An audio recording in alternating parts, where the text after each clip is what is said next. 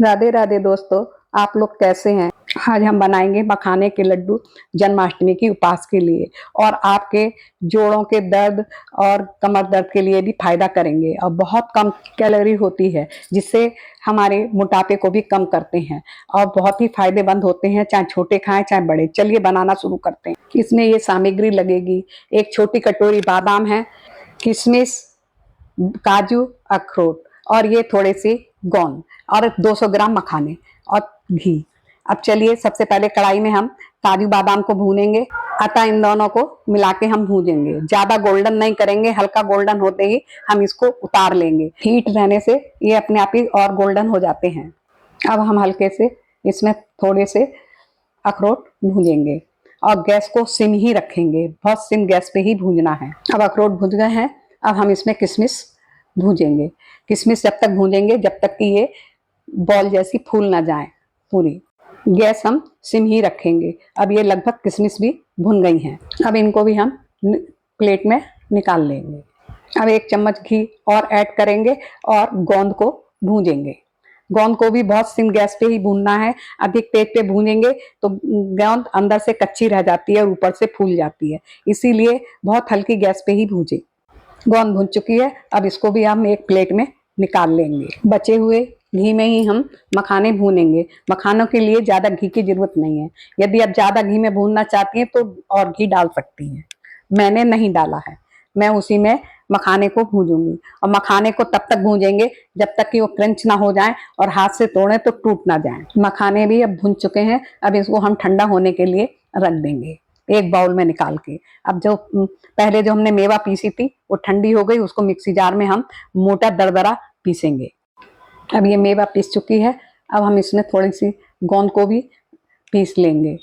उससे दांतों के बीच में नहीं आती है और पता भी नहीं चलता है कि गोंद इसमें पड़ी है। अब आप मखानों को भी पीस लीजिए और ज्यादा बारीक नहीं पीसना है, हल्का सा दरदरा ही रहना चाहिए। और इसी बीच में हम ये नारियल 1 कटोरी था वो हम इसको ऐड कर देंगे। और ये देखिए मखाने हमारे पिस गए हैं। इस तरह से ही आपको थोड़े से हल्के से दरदरे ही पीसने हैं। इस तरह से हम ये हमारे पूरे मखाने पिस गए। मैंने 3 बार में पीसे हैं, आपके जितनी बार में पीसे आप पीस लीजिए। मैंने छोटे जार में पीसे थे इसलिए 3 बार लगा है। मखानों में कम कैलोरी, विटामिन, प्रोटीन से भरपूर होते हैं। अब इन्हें मिक्स कर लेंगे और हम अब एक कढ़ाई लेंगे। कढ़ाई में 1 चम्मच घी डालिए और उसमें गुड़ डाल दीजिए। ये 200 ग्राम गुड़ है, ये मैंने गुड़ डाला है और इसको आप सिम गैस पे ही इसको पिघलने देंगे और 1 चम्मच करीब पानी डाल दीजिए। अब इसको सिम गैस पे, अभी देखिए ये लगभग आपका भी थोड़ा भी रह गया है गुड़, इसको पिघलने दीजिए। अब ये पूरा पिघल चुका है, गैस को बंद कर दीजिए और देखिए इसमें 1 तार की चाशनी आ गई है। बस इतना ही हमें गुड़ गर्म चाहिए। अब इसको आप चलनी से छान लीजिए क्योंकि गुड़ में कुछ गंदगी रहती है तो वो आपकी चलनी में निकल जाएगी। पहले थोड़ा डालिए और इसको मिलाइए। अब मिलाते हुए इसको आप लड्डू बनाएंगे और थोड़ा और डालिए।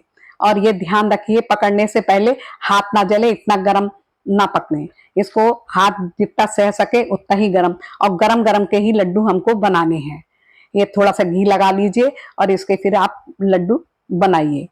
बच्चे बूढ़े सबको फायदा करते हैं, ये कैल्शियम से भरपूर होते हैं।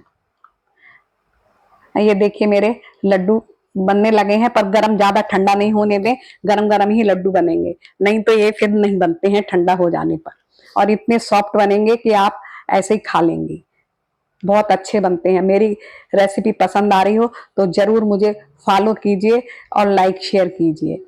मखाने गोंद के लड्डू बनके तैयार हैं जन्माष्टमी के लिए। जय श्री कृष्ण।